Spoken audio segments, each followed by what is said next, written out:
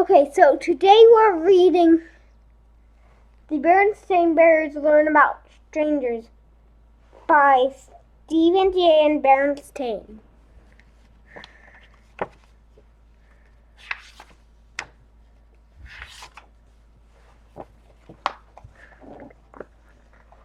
Brother and sister bear who lived in with their mama and papa in the big tree house on a sunny dirt road deep in bear country looked quite a lot like, except for the fact that brother was a boy cub and sister was a girl cub. They were alike in many ways, even though they each had hobbies. Brother loved to build and fly model airplanes, and sister had all sorts of special interests. They enjoyed many of the same things, riding bikes, bike riding, baseball, soccer, frisbee, and just getting out and enjoying nature. So look, there they are riding bikes. There they are playing baseball. Here they are playing soccer. Here they are playing frisbee.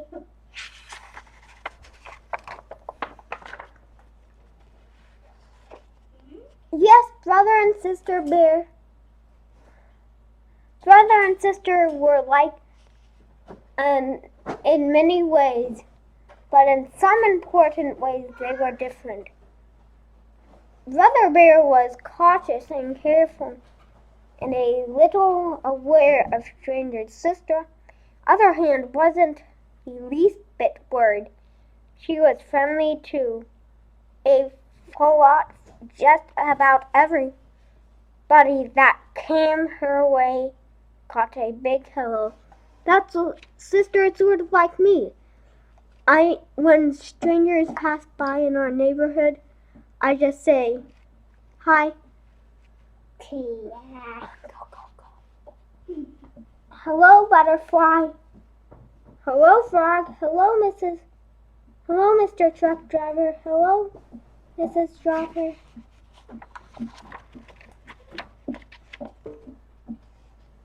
Brother worried about sister's free and easy way with strangers. Strangers weren't a problem for him. Not talking to strangers. Sudden, caught and careful brother, just fine and friendly to be. A false sister was different. She talked to everybody. Hello, hi, hello. Sister said, brother, you're going to have to stop that. Stop what? She asked. Talking to strangers. It's just not a good idea. Why, she wanted to know. Why shouldn't I talk to strangers? What harm is there in it? Is there something wrong with strangers? Said brother, thinking about it for a moment. Those aren't questions for a brother, those questions for a mama or a papa. So look, there is brother correcting sister right there. Brother's talking right there, and sister's talking right there, is asking questions.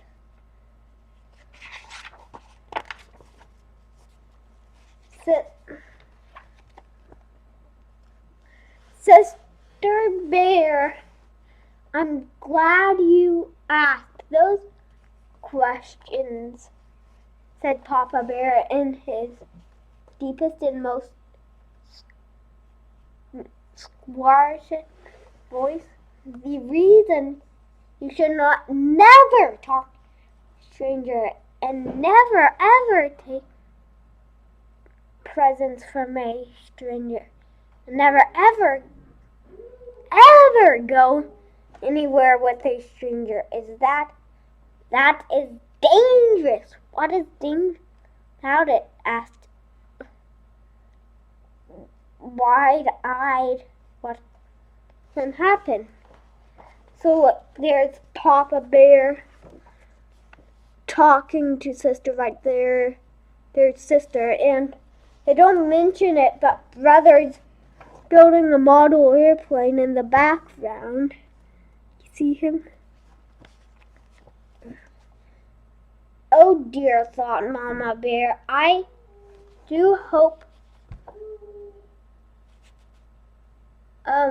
Papa can tell Sister about strangers without making everything scary. All sorts of things, said Papa. Papa said, "Here, look at the newspaper." As she looked at it, her eyes got worried and worried. Bear Country News. Stranger Brothers Club. Missing cub found. Chief Grizzly questioned stranger. Cub safety meeting. I hope you're paying attention to all this, called Papa to Brother Bear. Yes, Papa, said Brother, looking up from his airplane. Remember, Brother was the one worried. Papa, too, when he found out. But Sister,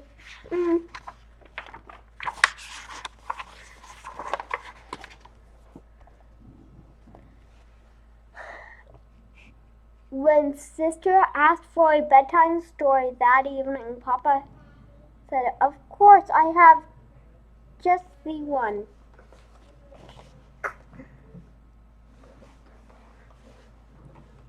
Sorry, I'm making sure you can see. It was in an old book that Papa had kept since he was a cub. The story was called The Silly Goose and the Wild Fox. It told how Silly Goose got into a con with the wild fox, and before Silly knew it what was happening, she found herself in Wild's lair. This is how the story ended. Then there was a snip, and all of that was left of Silly Goose was a few floating feathers and smile on the face of Wild Fox. So look, the Wild Fox talked to Silly Goose. He led them to his cave. He let him in his cave. He was smelling one, and he ate Silly Goose. Bah!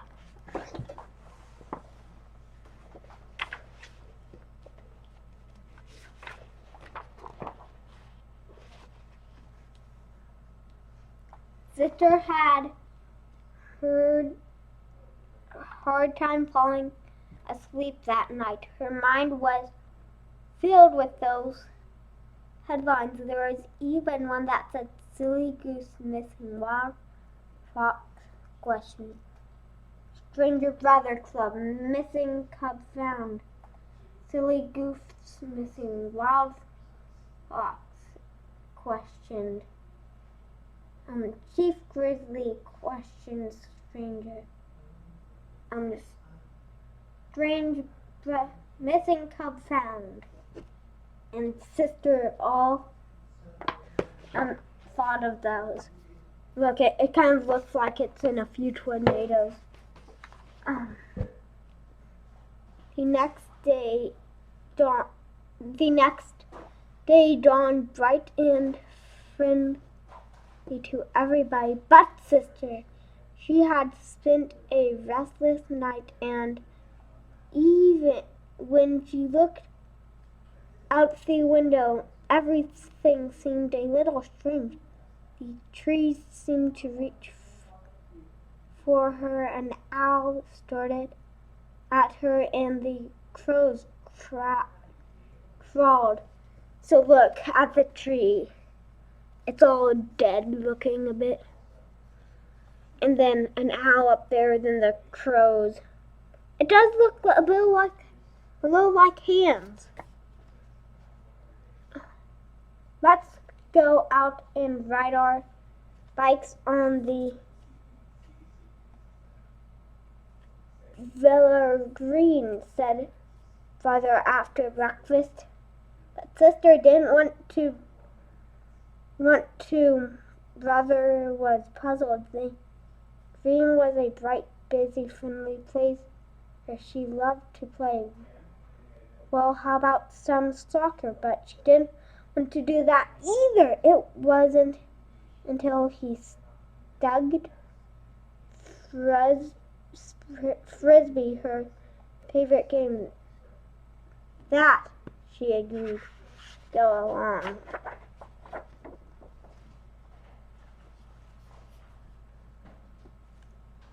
Before they left, they told Mama where they'd be. It was family rule that they never went anywhere without telling Mama or Papa. That's fine, said Mama. I'm going on my way to Farmer Ben's for apples. I'll stop by for you on the way home. The village green was the same bustling place it always had been. This is what it looked like to everyone but Sister. So everyone except for Sister, it looked like this. Then for Sister, it looked like this. The butterfly were kind of looking mad. Frog was kind of looking mad. A bunny kind of looking mad. He or she was kind of looking sneaky. He was kind of looking sneaky. He was looking sneaky. And even the balloons can look good. Later, when somebody tapped on her shoulder, she jumped. And Mild even thought it was just Mama.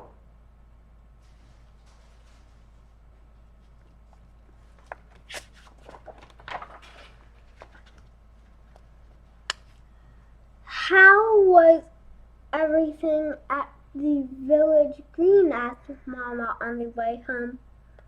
In the car, Sister sat in front with Mama, and Brother rode in the back with barrel of apples. All right, I guess, said Sister, but were so many strangers. But there were so many strangers. Later at home, when Mama and Sister were getting ready to make applesauce, Mama said, "You know what Papa told you was quite right. It's not a good idea to talk to strangers or accept presents or rides from them."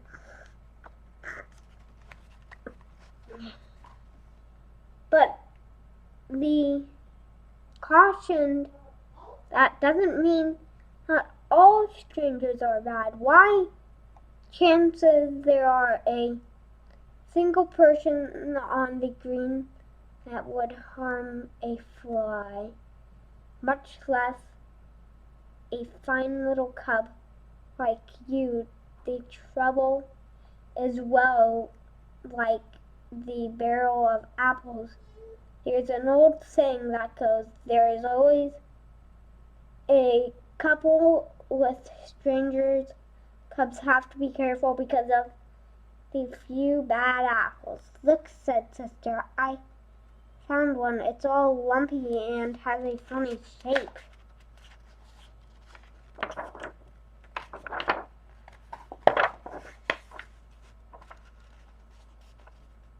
Well, it certainly is strange looking, said Mama, but that doesn't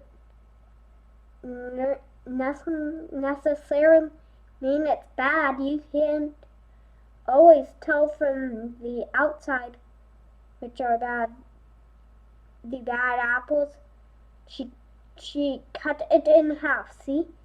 She said it's fine inside. Now, where's one that looks fine on the outside?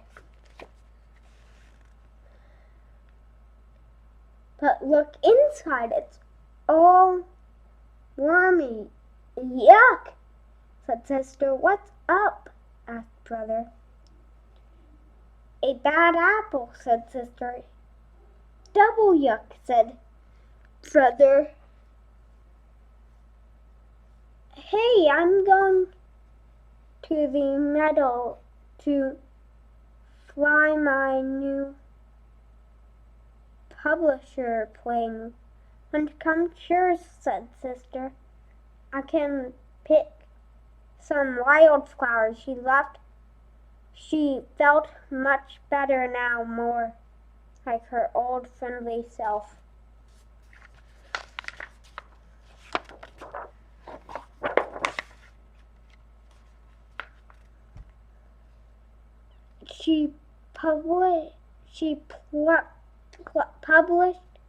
The published plane was a great success.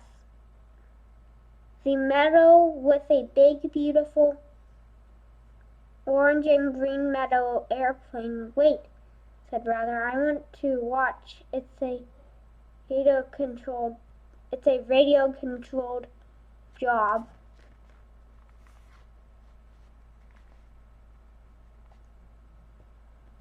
Sister went back to picking wildflowers, but before she knew it, it's Brother talking to the stranger. Look, Brother is talking to the stranger.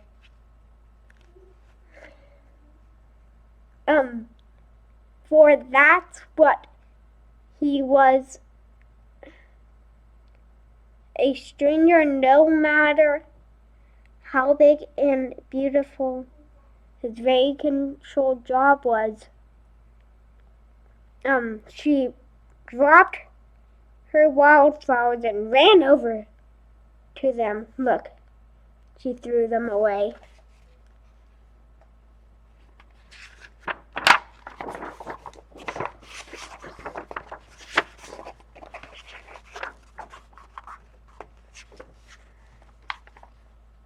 I'm going to send it up and follow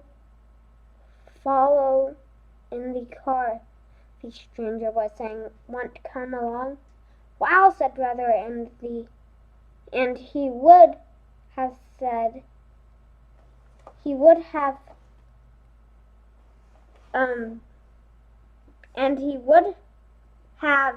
if Sister hadn't grabbed his arm and said, don't you dare! Because it's dangerous to talk to strangers like they said. The stranger drove off following his airplane, and Sister ran home, shouting, Brother talked to a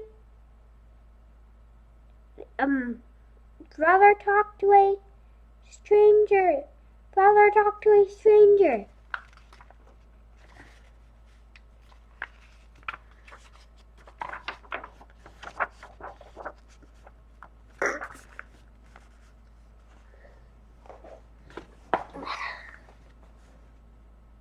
but it was a big orange and green radio for job, said brother.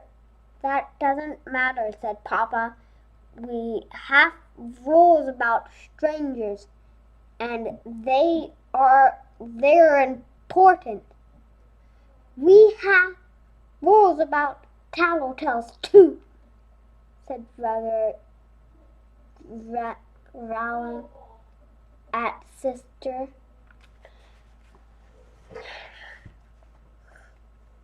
Sister wasn't tattling. Tattling is telling just to be mean, and explained Mama, and sister telling because she loves you and was worried. Do you think that fellow has a bad apple? Asked brother. Probably not, said Mama.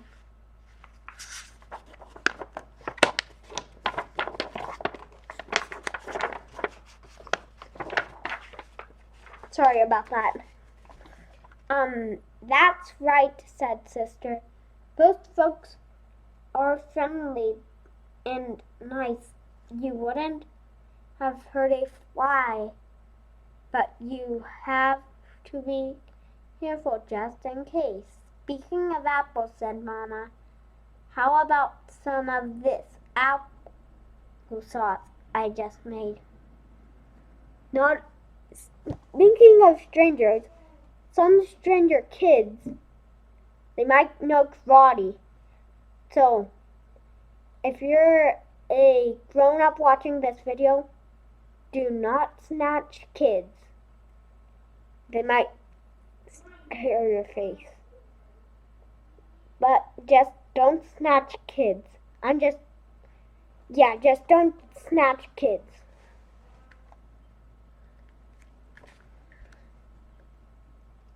As they sat having a dish of Mama's delicious applesauce, brother and sister thought about what they had learned that day. There was quite a lot to think about.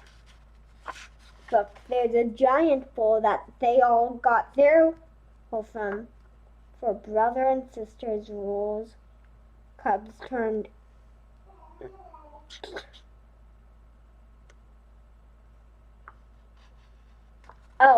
so I can read all the rules. It looks like a lot. Brother and sister bears rules for cubs. Never talk to a stranger. Never take candy or other gifts from a stranger. Never ever go anywhere with a stranger. Don't keep secrets from your parents, especially if someone asks you to.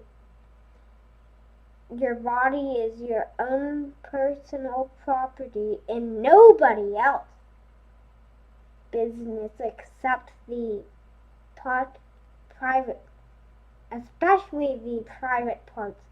When you're early little, of course, Mama or Papa may help you with your bath or in the bathroom, and your doctor is the body business and will have to examine you from time to time, even when you're not little. 6. Use your common senses. We can't have rules for every command, since what's keeping us safe by telling us what to do in stunts that are not cared for by rules. On the last page here, I was reading a tiny little box. Here, look, it says, for brother and sisters, rules for cubs. Turn the page. I've never seen that on this book before. Well, this is on Coffee with Kids. I know, but I'm going to start something new for Coffee with Kids. It will be me reading a book. So, just so you know, I'll be reading a book now. You got that? Bye.